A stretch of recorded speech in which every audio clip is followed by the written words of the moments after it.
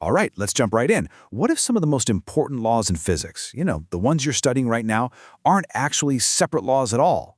What if they're all just different ways of saying the exact same thing? Let's explore that. So, let's start with the big one. Einstein, 1915. On one side of his famous field equations, you've got the curvature of space-time. Think about that. It's pure geometry, right? A shape. And on the other side, all the stuff in it, the energy, the momentum. That's a measurable quantity, a value. Boom. Shape equals value. Now, jump ahead to the 70s. We're talking black hole thermodynamics. The Bekenstein-Hawking formula tells us something amazing. The area of a black hole's event horizon, that's its surface, its shape, is directly tied to how much information it can hold. Its entropy, which is a value. See the pattern here? It's happening again. And it's not just for, tangible things like space-time. This pattern pops up in really abstract ideas too. Take Noether's theorem, honestly, one of the most beautiful ideas in all of physics. It connects the shape of a symmetry in a physical system to a conserved value, a number that just doesn't change, no matter what.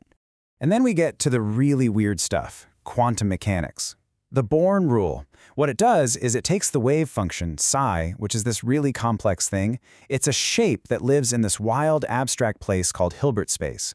That's just the space of all the possible states a quantum system can be in.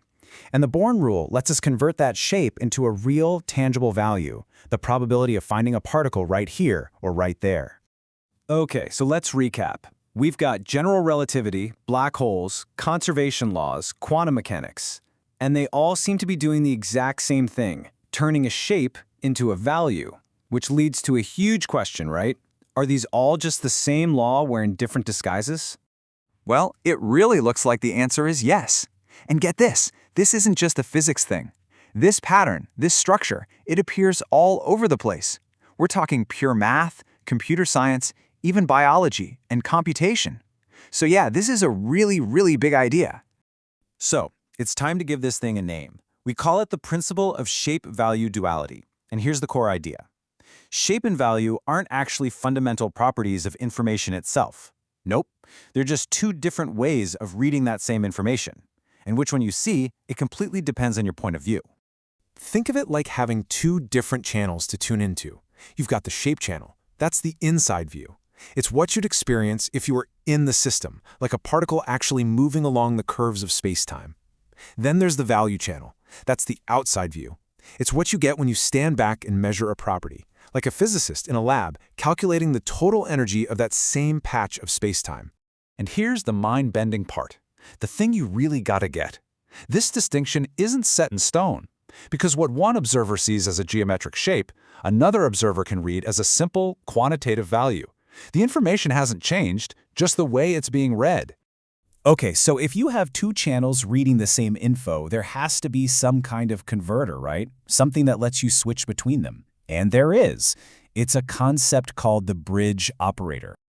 All right, listen up, because this is one of the most important takeaways. The bridge operator is the mathematical function that does the conversion. It's what takes a shape reading and turns it into a value reading. But, and this is the crucial insight, it's not just some random formula you memorize. The bridge operator is the fundamental law of that domain. A law of physics from this perspective is basically just a shape-to-value translation device. Let's make this super concrete. Look at general relativity. The shape input is the curvature of space-time. The value output is energy and momentum.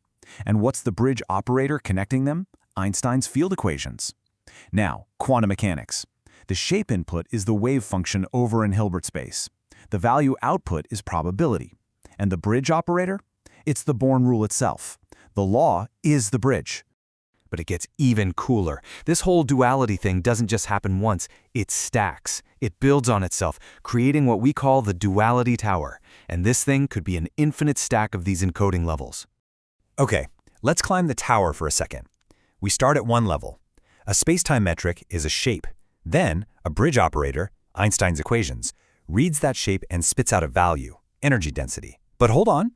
That energy density isn't just a number, it's a tensor field. It has structure. It's a new shape for an observer on the next level up.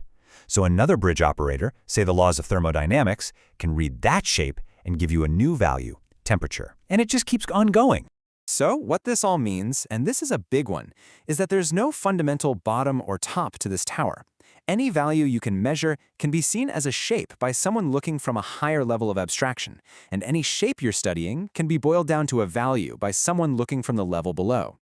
Okay, so this is all very cool, but what's the point? What's the practical takeaway for you? Well, all of this leads to a really powerful new way to analyze things, the principle of dual reading. Here's the rule. If you want to truly understand something, you can't just look at its structure, and you can't just look at its numbers. You have to do both. You have to analyze it through its shape channel and its value channel at the exact same time. A complete picture requires holding both of those views in your head at once. Why? Because if you only look from one side, if you're just focused on the geometry or you're just focused on the quantities, your understanding is, by definition, incomplete. The real magic, the deep physical truth, it lives in the bridge between the two. And that leaves us with a pretty awesome question to chew on. As you continue your studies, try to use this lens. When you see some complex, geometric beast of an equation, ask yourself, okay, what value is this thing actually encoding? And when you see a fundamental constant, a simple number, ask, what underlying shape is this a measurement of? What fundamental truth is just sitting there, waiting for us to finally turn our heads and see it from the other side?